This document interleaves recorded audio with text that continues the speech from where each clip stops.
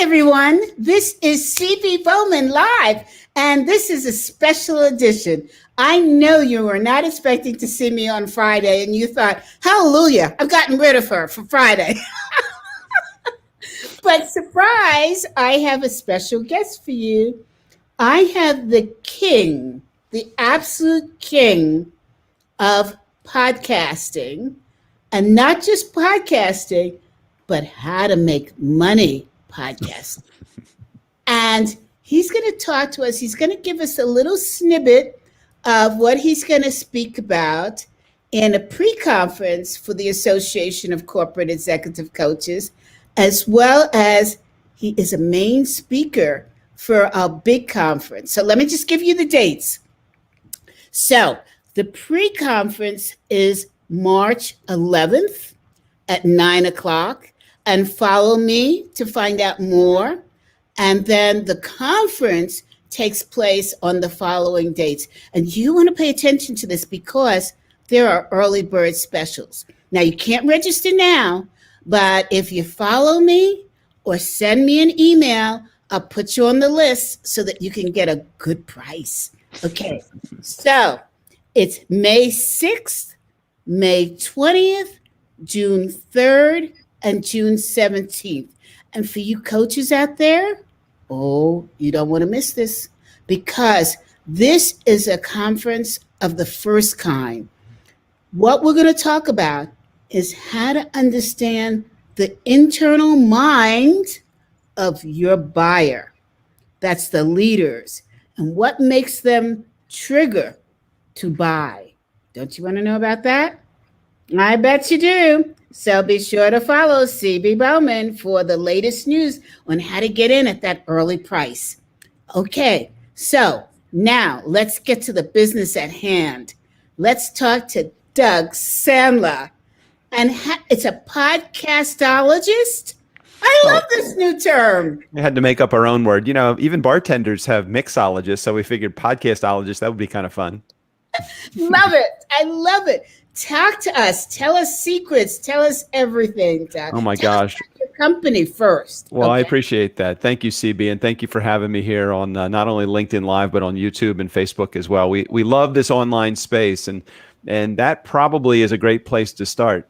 Going back probably maybe 7 or 8 years ago, when I started to make the move from doing live events, live speaking events, to the online space, I just had no way to promote myself. I heard about online marketing and all of that, and that stuff was a challenge. And, for me, I didn't want to really have to learn all of these new things at the same time, like how to market on the virtual space and how to do all of this other stuff that I had no idea how to do.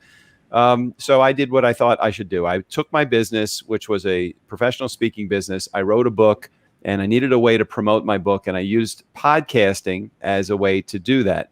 And what I discovered quickly was it wasn't my speaking business that people wanted to hear more about. They wanted to hear about how to get into this podcasting world.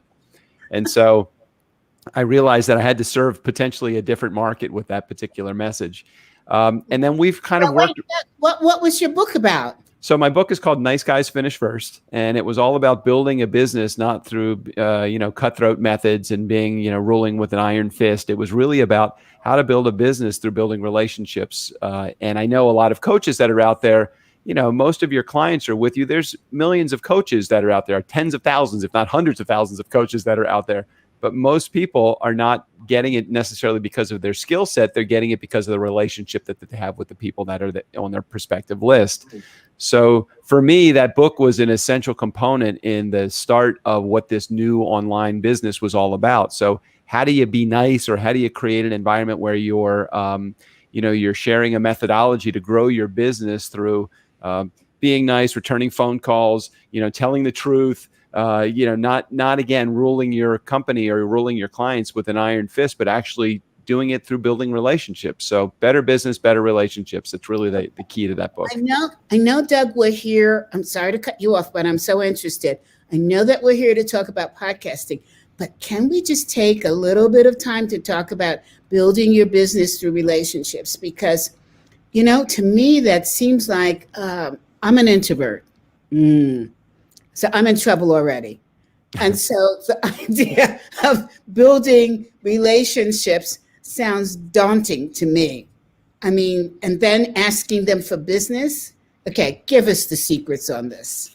Well, if you think about it, when you build a relationship with someone, it's not really about what you know. It's how you present yourself to your potential client. I'll assume that the people that are listening to you and following you and in your ecosystem, CB, I will assume that every one of them, if not all of them, they're great coaches. So the differentiating factor between being a great coach and a great coach that actually has business is probably the relationship that they're building with their customers. And the relationship isn't just how they deliver their products or services. It's all the way from the moment that potential customer comes in contact with your coach's brand till the time when they've gone through your products and services, and now you are supporting them through the process. It's all about meeting or exceeding expectations. It's about telling them the truth. It's about showing up on time every time.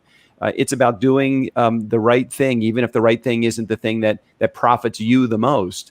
So all of those things are essential components in building a great relationship with customers. I will have to assume that everybody that is within your system does a great job at being a coach. Now it's what do they do beyond that really helps, and the relationship is all of that. Yeah, I mean, well, fortunately, the people in my circle are all successful coaches, but I love to help new coaches coming on board. And the number one question that I get is, how do you build business? And I know that when I was coaching as a young kid, it was just so hard picking up the phone and saying, "Hi, how are you doing? Just wanted to check in with you and, see what you're up to, see how I could support you." Oh my God, it was torture. And so I understand what the young folks are going through. One of the things I say to them, you can't necessarily start that way, but what you can do is build up credibility for yourself. And then Absolutely. a platform to chat about. Absolutely. I think it's essential for you to deliver value first and give before you receive. I think that if people see that genuinely you're interested in providing support for whatever it is that they're doing, I think oftentimes that will come back to help you. And if your attitude is, I'll go first, how do I go first? What can I do? How can I deliver value? People will hop on board with you. And it's not like the world, if you over deliver with your promises and you exceed expectations in the spot where you're not getting compensated to do it, people will recognize that.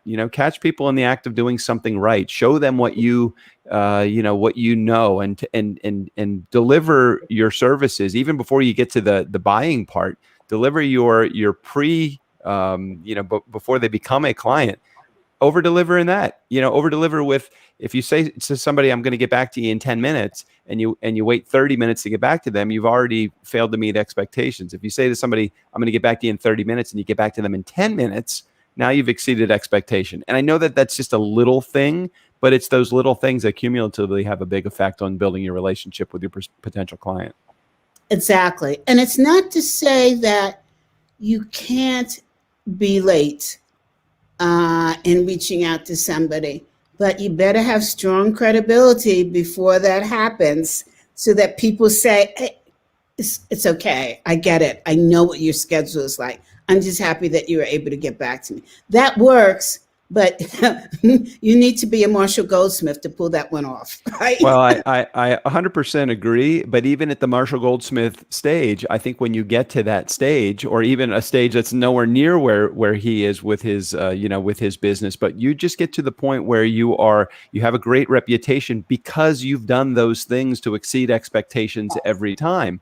And yeah, people will be understanding if you're late or if you don't deliver exactly the way. But you want to be beyond reproach. You always want to be beyond reproach because your reputation preceded you in your exceeding the expectations. And that's what I love. If you can do that most of the time, your clients and your potential clients will realize that this was a blip on the radar rather than this was the path that you always go down of being late or not being on time or not delivering what you say you're going to deliver.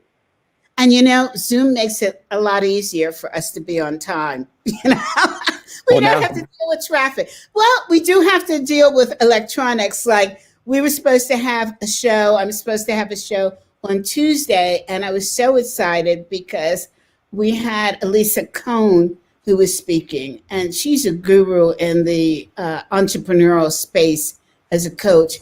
And LinkedIn went down for several hours, and I was like, no, I've waited months to get her on my show. And then Thursday, I had in the CB Live version of Workplace Equality and Equity, I had Saja Quinn on, who is responsible for global D&I at Bank of America.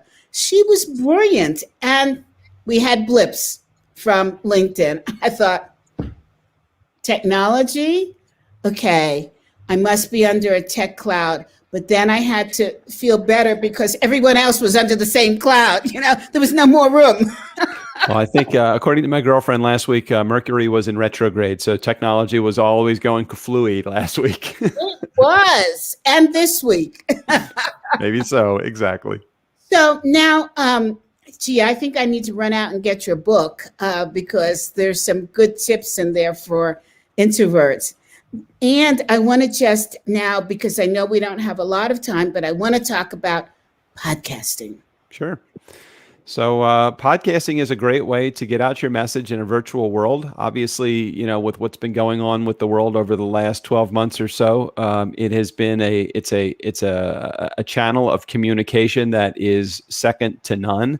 Everybody understands many people understand what podcasting is all about.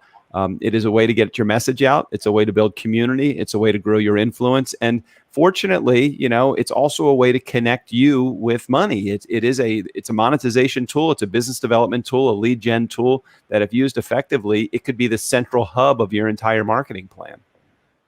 So for those that are new, and we always want to respect those that are new, what is a podcast? Podcast is simply an on-demand audio of a message that you want to share. It's kind of like the Netflix of audio messaging, and you can use it in a business environment to share your message with your market. So let's go back a step further. What is an on-demand? What do you mean by that? So if somebody wants to hear my message, and it's a message that I've pre-recorded, then they can listen to my message at any time that they want to.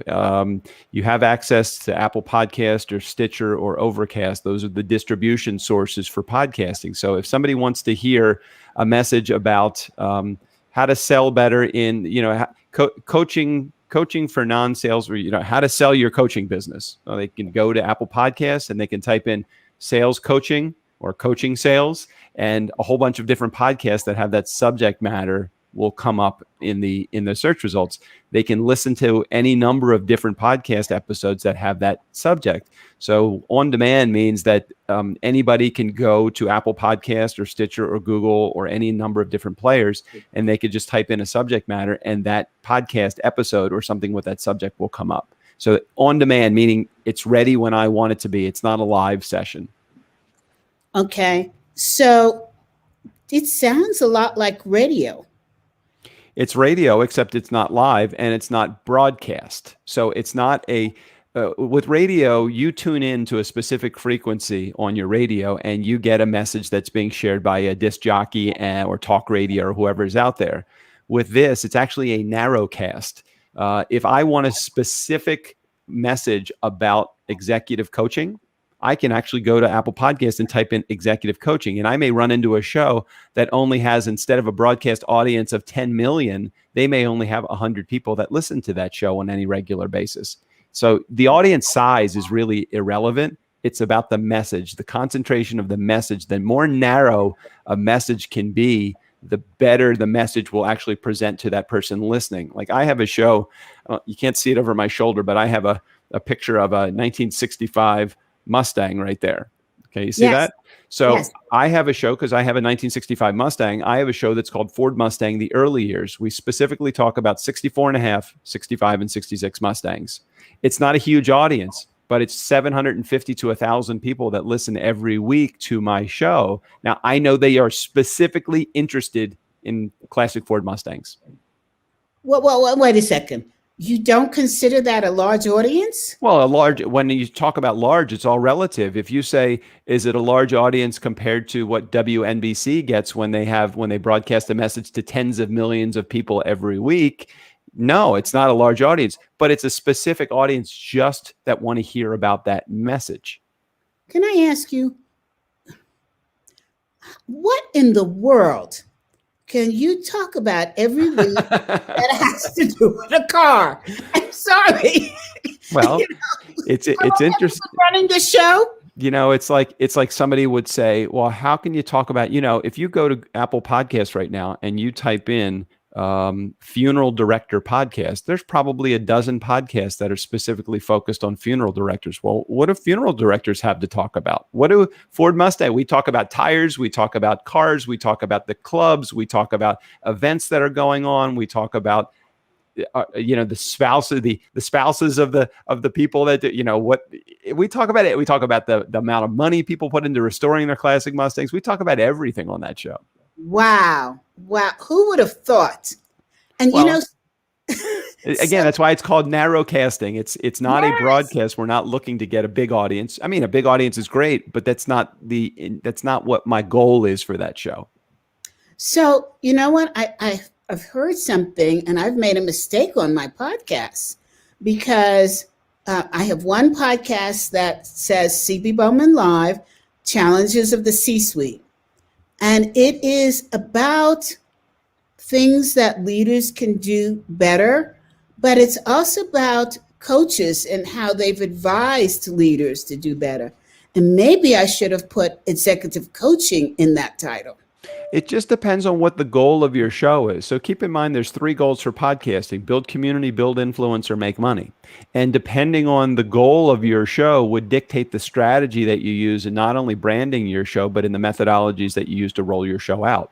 So maybe it is that, we have a show that's called the BizWiz podcast. The specific intent of that show was to monetize the show. So we were able to make $35,000 from that show before we even launched because we had a specific goal of what we wanted to accomplish with that podcast. So you're saying that it's important to have a specific goal, and it could be build community, build influence, or make money. And it could be a combination of all 3 of those things. But what I tell my clients all the time is, let's put our stake in the sand and let's pick which one is like if I were to say to you, CB, you have a choice. You can make money, grow your influence, or you can grow your community. Which one of those was the most? There's no right answer, but which one of them is the most important of those 3? Building money, building influence, growing your community, or making money? Okay, so I'm going to give you the CB answer. Okay. Because I believe if you build influence, you automatically build community, which allows you to make money. They're all byproducts of each other, so you're 100% right. But the question is, which one would you like to lead with? I'm going to say, for me, right now, influence. Okay, great. So the best way to build influence in the podcasting space is to align yourself with other influencers. So in your executive coaching world, that would be the Marshall Goldsmiths. That would be the Jordan Goldriches. That would be the high level executive coaches. I say that because you and I are both friends with Jordan, and I know he would laugh at that also. Yes. So I think he would say the reverse. All right. I'm the influencer for him. We love Jordan. We love Jordan. I love him. So the question is then, if you want to build influence, you align yourself with other influencers and you become an influencer by proxy. Now that's different than building community or growing or making money, because we're now going to focus on who to put in that guest seat and who to have in your audience based upon you wanting to be an influencer, not about you wanting to make money or make an offer or to build your community, which are 2 other strategies. So, by the way, we just got a note saying great discussion. You betcha, because I'm learning too. Thank you. You didn't identify yourself, but I love it. Okay, so suppose now I wanted to move from influence to make money. Okay. All right. I love making money. I completely understand. So there are probably, and again, my girlfriend and I, who is also a podcast strategist as well, Let's give her a name. Come J, on, not just your J, girlfriend. JJ. JJ Flazane. She's amazing. So Yeah. we discovered through having a conversation that there are probably 20 plus ways to make money podcasting, more than 20 ways. But let me just go over a handful of them just really quickly, just so you know. So the first thing that you can do is you can grow a community so that you can sell your community products and services, right? That sounds like that's easy. You know, you have a product or service, your community is listening to you. At some point, they're going to be interested because you've built that know, like, and trust factor with them, and you're going to sell them something.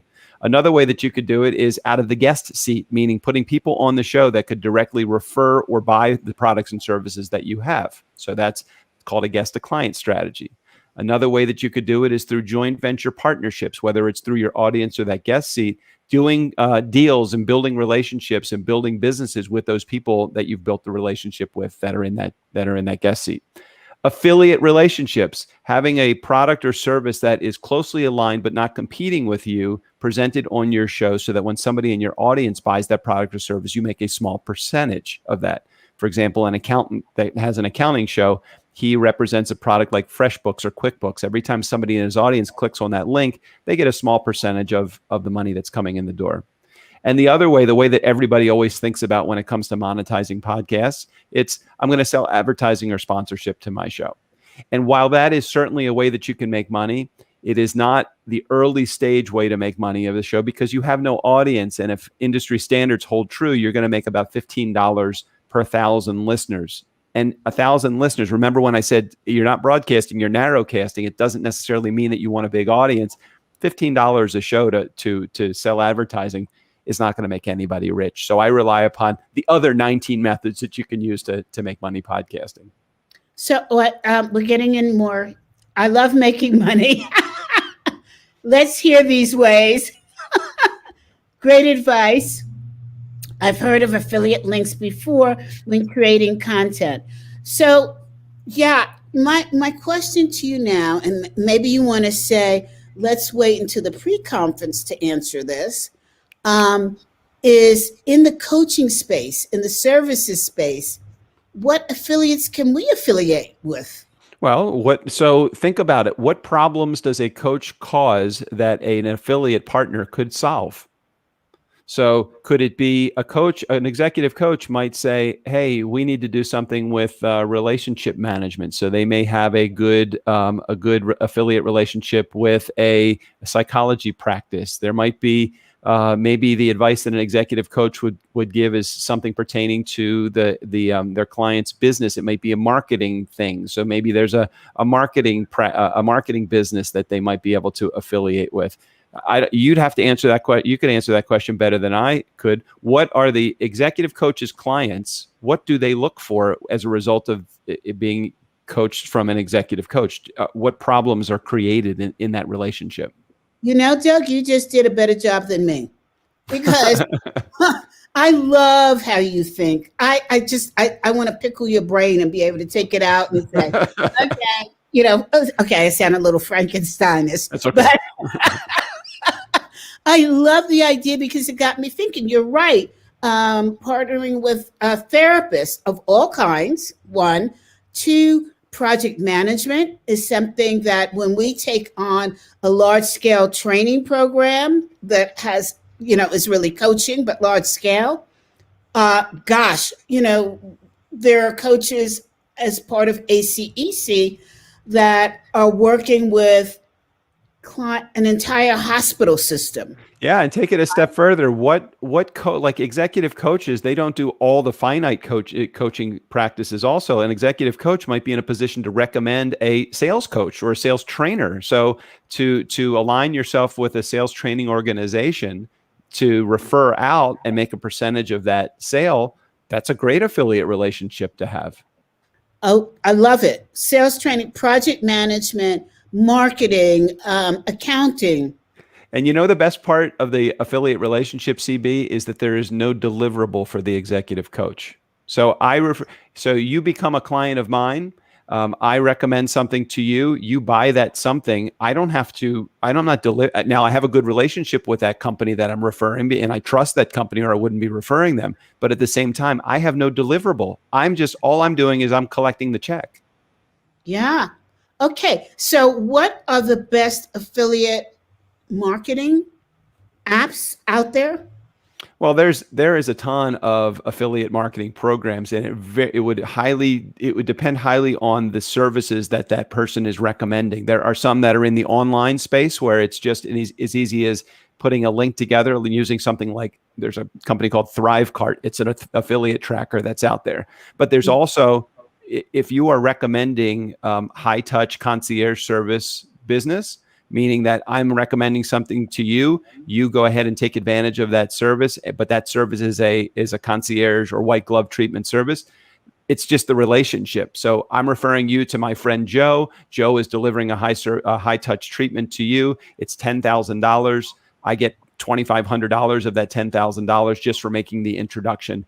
It's absolutely, and many of people in the online marketing space, they're making a living without having a specific deliverable. All they're doing is they're making the connection. We have friends that make millions of dollars a year through this affiliate relationship system that they've put in place. But how are you tracking that? So, for example, I'll give you a great example. I have just started referring coaches of color into organizations who are looking for that and can't find them.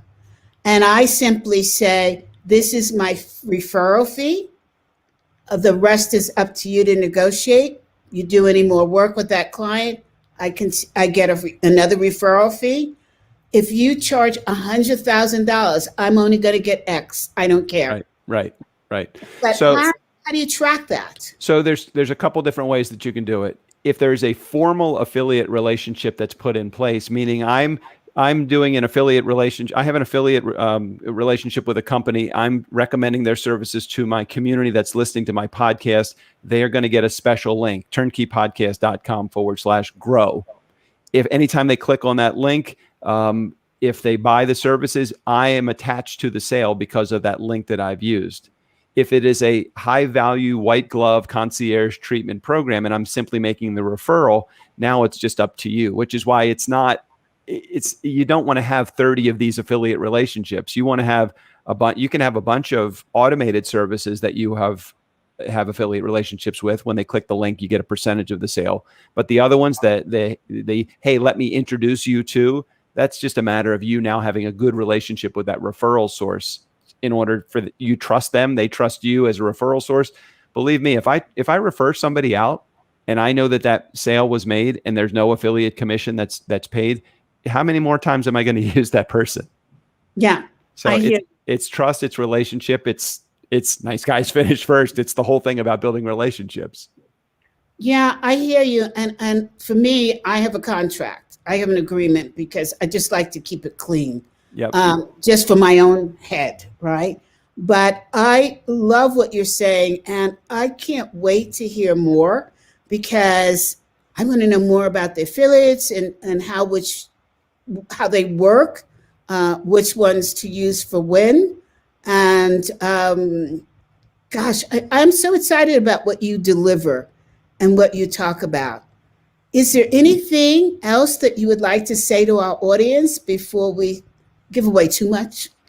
Well, what I would encourage everybody to do is, obviously, the purpose of us sharing this message even a little is certainly to get some great information to your community, but it's also, hey, I'd love to have you participate. We have our pre-conference session, which is a free session, is on March 11th, and it's called Creating Buzz for Your Executive Coaching Practice in the Virtual World.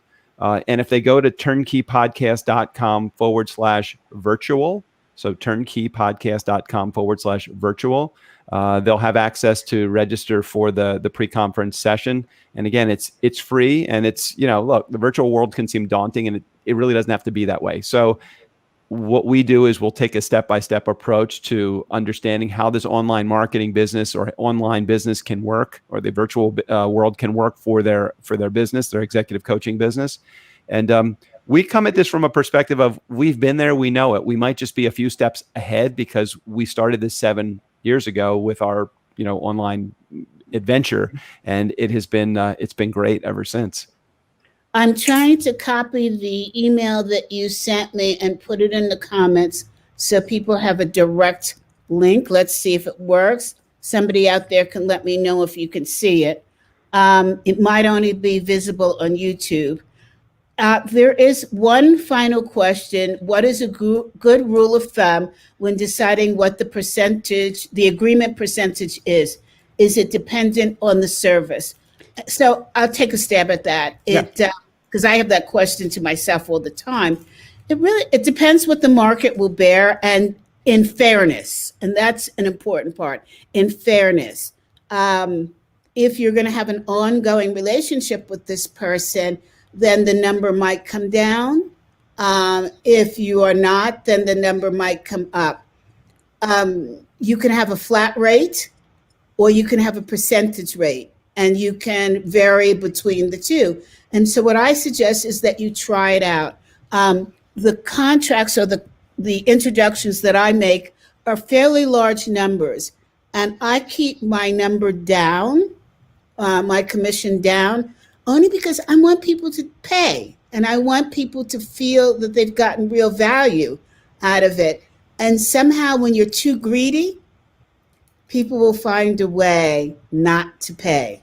So you want something that is appealing to people, you want to be fair, and then it depends upon your relationship. Yeah, in the online space, I think if I could even make it even simpler for those that are just trying to figure out, okay, well, where's my starting point? What I would use as your starting point is if it's a fully automated online business, there's a 50% affiliate fee that could be split between you and that affiliate partner that you have. If it's a service that is a full service, meaning white glove, where you're providing a service, it's time for dollars sort of environment, anywhere between 10 and 30% is a fairly traditional affiliate commission to pay. But 100% agree with you, CB. It just depends on what the market will bear. If you have a very unique service, you might just pay $100 referral fee for something. If it's a service that people feel like they could get anywhere other than just you, it could be as much as 50%. It just depends on, some people give away 100% of the upfront fee, knowing that it's a subscription service that will last a year. And that way your affiliate is like, wow, this person's really generous. It's because, if it's a $10,000 service, but a $2,500 upfront fee, pay the $2,500 because you want that referral source to continue referring business to you. You got the other $7,500 coming for the rest of the year. Exactly. It's exactly what I'm saying about not being greedy. I think about most of the contracts that I'm referring as an executive coach, they're going to be anywhere from 30 to 100,000 for 6 months. I am not going to ask 50%. Right. Nobody will want to work with me. They'll say, sorry, I can go out on my own and get clients. CB, I just dropped in the chat box. Somebody was just concerned about the link. If you look in the private chat I just put together for you, CB, you can just copy and paste that link into the comments area. I put an HTTP : at the front of that. We want to make sure that you go to turnkeypodcast.com/virtual. That's where you'll actually get access to the registration page. If you just go to my page, you won't get access to the registration page. So you got to do turnkeypodcast.com/virtual. Okay, let me put it in. And I think Jaspel, if that's how you pronounce your name, I'm not sure, Bajewa, also put it in just now. Thank you so much. And I apologize for not saying your name right. I know I didn't. And I would say Jaspal Bajwa. Jaspal Bajwa. I think you did a better job at that. No, we got that right though. What a beautiful name. Okay. So let's end now, and let's encourage everybody. LinkedIn uses this. Thanks. It's our pleasure. Let's encourage everybody to come to the pre-conference, which is free, and look for the registration for the whole conference, because like Doug, we have some, CB's expression, kick ass presenters at that conference. Yeah, including Martin Lindstrom, who just wrote the book Ministry of Common Sense, and his previous book was Biology. And what a book! What a book! So, Bridget says, thanks, Josh Bell, but don't forget Virtual. Yeah, the virtual. / virtual. Okay. And he Okay. says it's just Paul. It's just Paul. It's just Paul. Oh, come on, just Paul. We've got to make it more challenging than that. Hey, Doug, thank you so much for coming on today and doing this special episode. I want to remind everybody to tune in to Tuesdays with CB Bowman Live, Challenges of the C-Suite, some great conversation. If you missed the past episodes, you can go to my website, www.cb, I think it's cbbowman.com. I've got too much in my head, right? So many. And so that takes place on Tuesdays from 12 to 1.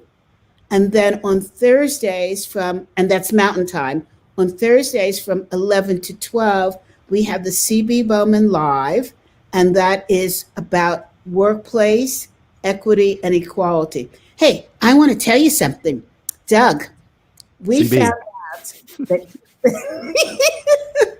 that Apple Podcasts, it has this list of the most listened to podcasts, and there are hundreds on there. But I have to say, I was surprised to find my Thursday show, CB Bowman Live, Workplace Equality and Equity, is listed. That's awesome. That's great. I'm so excited about that. As you should be. It's not easy to get on that list, so congratulations. Thank you. It's a great show because we talk about social justice in the workplace, and we talk about it from a no blame, no shame, just information perspective. So, Doug, I can't wait to hear you on our special pre-conference on March 11th at 9 o'clock. Mm-hmm. And I can't wait to hear you at the actual conference. You bring and you give your gift of giving so much information is so valuable and so much appreciated. I send you my heart. Thank you, CB. Heart received. Thank you so much, CB. Thank you. And say a big hello and a hug to JJ. She's fabulous. I will do it. I hear her talking in the other room. I will tell her I said hello. Oh my gosh. Okay. Bye, everybody. Be safe, be smart, and be happy.